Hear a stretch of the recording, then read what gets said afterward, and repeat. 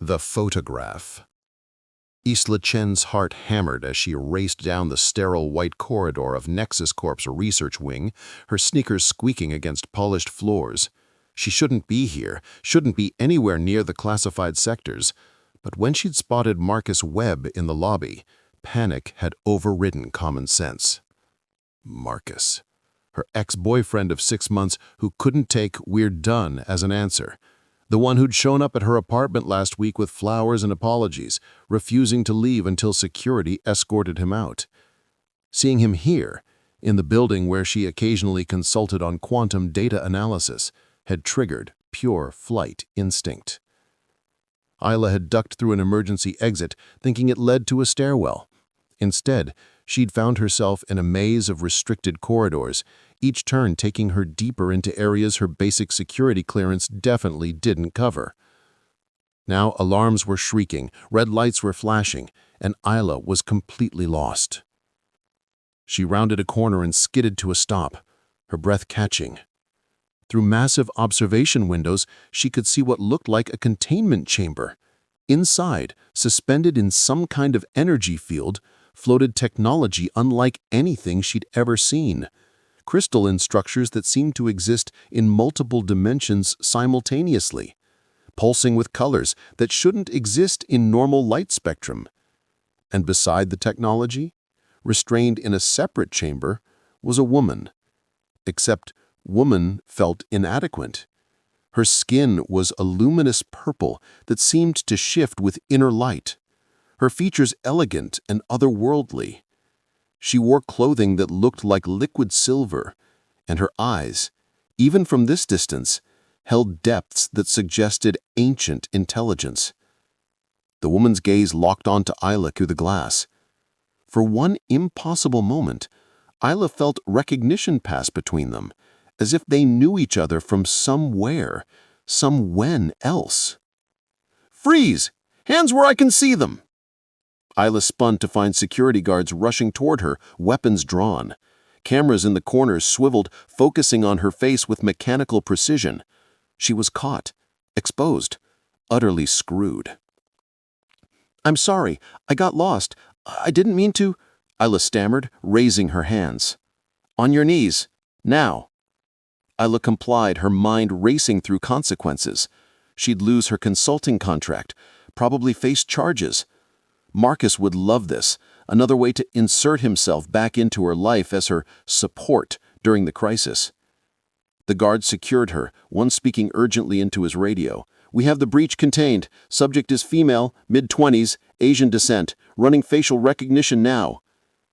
Through the window, Isla saw the purple-skinned woman watching intently, her expression unreadable.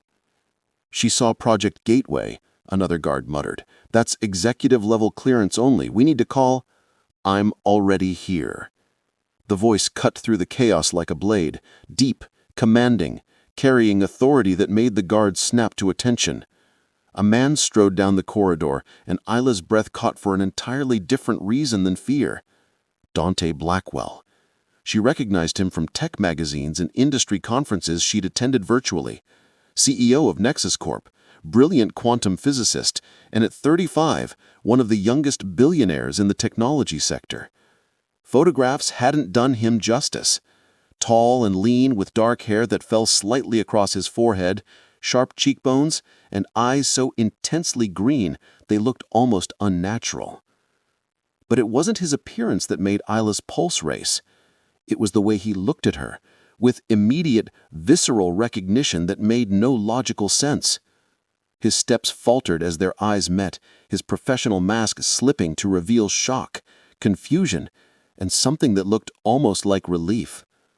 "Sir," the guard began, "we caught her in the gateway observation area. She's—" "Let her go," Dante said quietly, his gaze never leaving Isla's face. "Sir?" "Release her. Now." The guards exchanged uncertain glances but obeyed, stepping back. Isla stood slowly, rubbing her wrists where the restraints had been, utterly bewildered. Dante moved closer, close enough that she could smell expensive cologne mixed with something else, ozone, like the air before lightning strike. "Who are you?" he asked, his voice rough. I'm Isla Chen. I'm a consultant for your quantum data analysis team. I didn't mean to trespass. I was running from someone and got lost. How long have you been having the dreams? The question was so unexpected that Isla blinked. What? Dreams about stars that sing, about existing in multiple places simultaneously, about knowing things you shouldn't know. Dante's jaw tightened. About me. Isla's blood ran cold. She'd been having those exact dreams for months, ever since she'd first seen Dante's photograph in Quantum Physics Quarterly. Dreams where she knew him intimately, where they'd existed together across impossible distances, where purple light connected them like a bridge between worlds. How do you know about my dreams? Isla whispered. Because I've been having them too, about you, for the past year, every night. Dante reached out slowly, his fingers hovering near her face without quite touching. When I saw your face on the security footage just now, I knew you're real. You're finally real. Isla should have been terrified, should have run. Instead, she felt that same inexplicable familiarity flooding through her. This man was familiar in ways that transcended logic, as if her soul knew him even when her mind didn't. Mr. Blackwell, another guard interrupted nervously. Protocol requires we report this breach to— There was no breach, Dante said flatly, his eyes still locked on Isla. Miss Chen is here for a classified consultation that I personally authorized. Her security clearance is being upgraded to executive level as of now. Everyone clear this corridor. I need to speak with her privately. The guards hesitated, then obeyed, filing out with uncertain backward glances. In seconds, Isla and Dante were alone in the corridor, the purple-skinned woman still watching from her chamber with what looked like knowing satisfaction. I don't understand what's happening, Isla said, her voice shaking. Neither do I, Dante admitted, but that woman in there, her name is Zephyra. She's from a species called Celestials. She's been trying to explain something that sounds impossible, about humans and Celestials being dimensionally split versions of the same species, about quantum bonds that transcend reality itself. I've been searching for someone for a year, someone my consciousness recognizes on levels I can't explain. He stepped closer, and Isla felt electricity arc between them. I think that someone is you, Isla Chen. And I think you finding your way here wasn't an accident at all. Isla opened her mouth to respond, but the words died as Marcus Webb appeared at the corridor entrance, his expression dark with possessive fury. There you are, Marcus said coldly. We need to talk, Isla, now. Dante moved slightly in front of her, protective instinct evident. I don't know who you are, but you need to leave. This is a secure area. I'm her boyfriend, Marcus lied smoothly.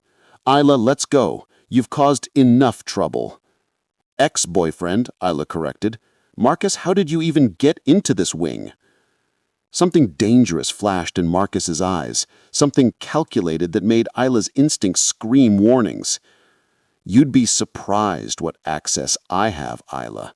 Now let's go before you make this worse for yourself. Dante's body went rigid. She's not going anywhere with you. Security? But Marcus was already backing away, his smile cold. We'll continue this conversation later, Isla.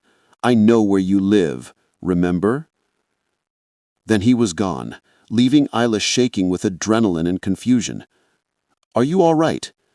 Dante asked gently. No, Isla admitted. Nothing about this is all right. I don't understand anything that's happening.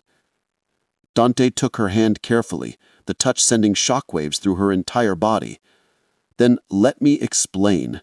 But first, you need to meet Zephyra, because what I'm about to tell you will sound insane, and you'll need to see the proof for yourself. As he led her toward the containment chamber, Isla felt her life fracturing into before and after. Before she'd seen the photograph on security footage, and after, when everything she thought she knew about reality began to unravel. The purple-skinned woman smiled as they approached, and Isla heard a voice in her mind that wasn't her own. Finally, the dimensional echoes have found each other. Now we can begin.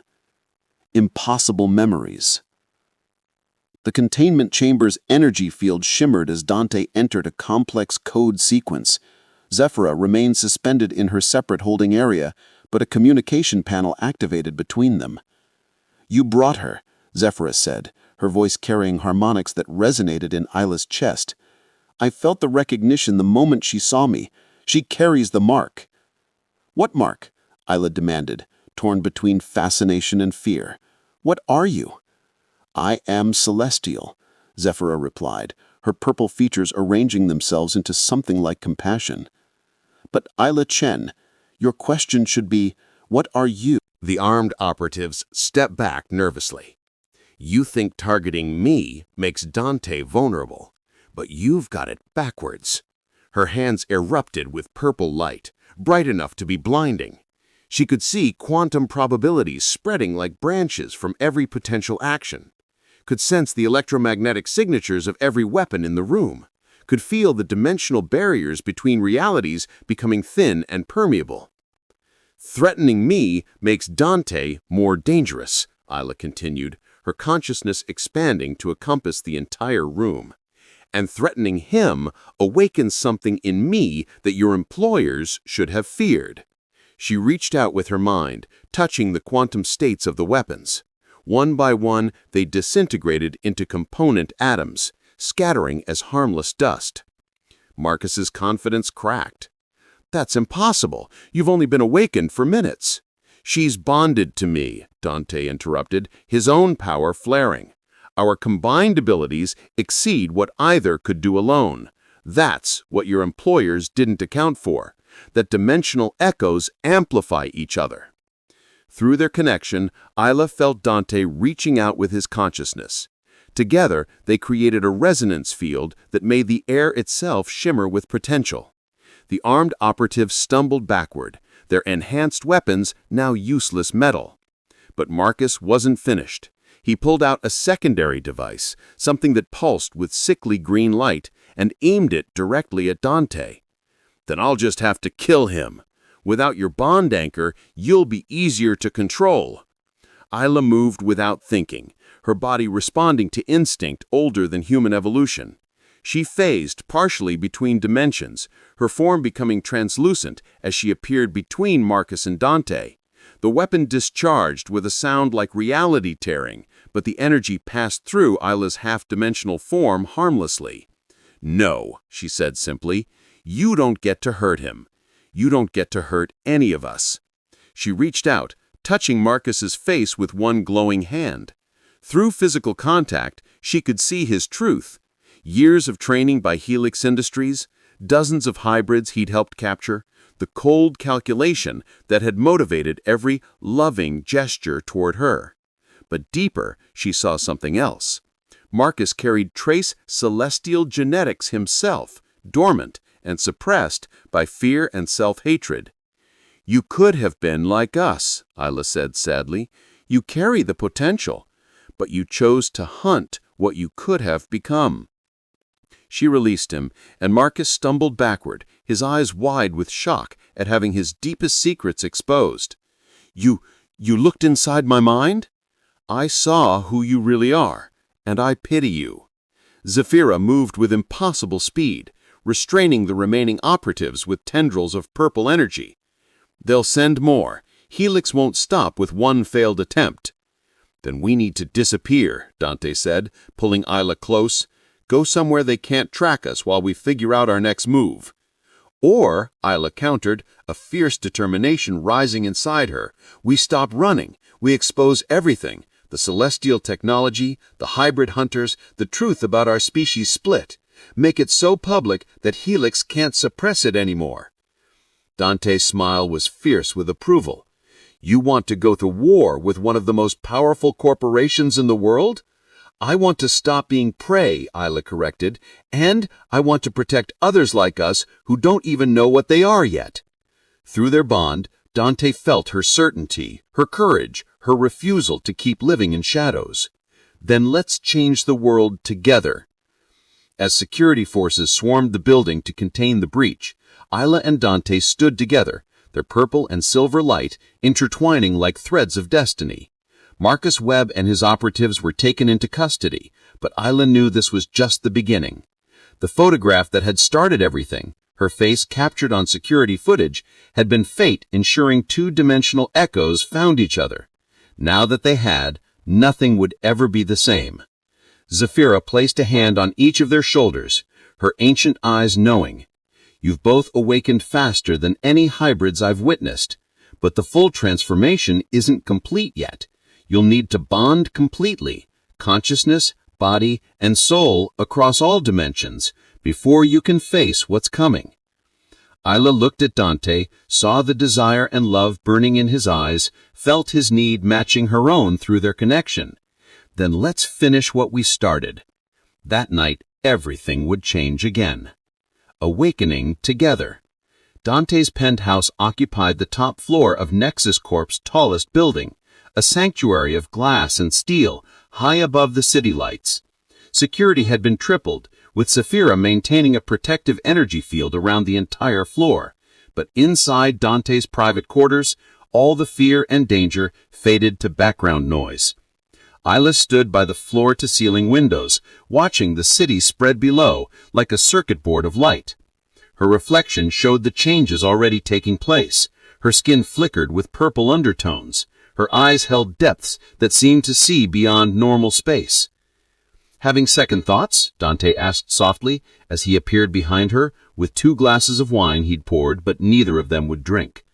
Isla turned to face him, taking in the silver light that now clung to his body like stardust. "No, but I'm terrified of what I'm becoming, what we're becoming together." "Me too," he admitted, setting the glasses aside. His hands found her waist, pulling her close. "I've spent my entire adult life in control of my company, my emotions, my future.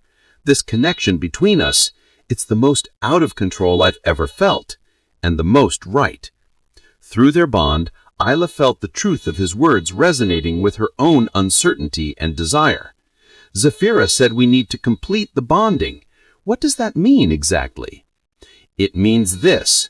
Dante's lips found hers, but this kiss was different than before, slower, deeper, intentional. Isla felt her consciousness beginning to merge with his again, but neither of them pulled back from the intensity. His hand slid beneath her shirt, finding warm skin that sparked with energy at his touch. Isla gasped against his mouth, her own fingers working at the buttons of his shirt with urgent need. Clothing fell away piece by piece until they stood skin to skin, purple and silver light swirling around them like a personal aurora. "Are you sure?" Dante whispered against her throat. "Because once we do this, we're permanently bonded across every dimension. There's no going back." Isla pulled his face up to meet her eyes. "I don't want to go back. I want to go forward, with you, in every version of reality that exists." Dante lifted her, carrying her to his bed, where city lights painted them both in shades of silver and shadow. His touch was reverent as he explored her body, mapping every curve and hollow while their consciousness remained partially merged.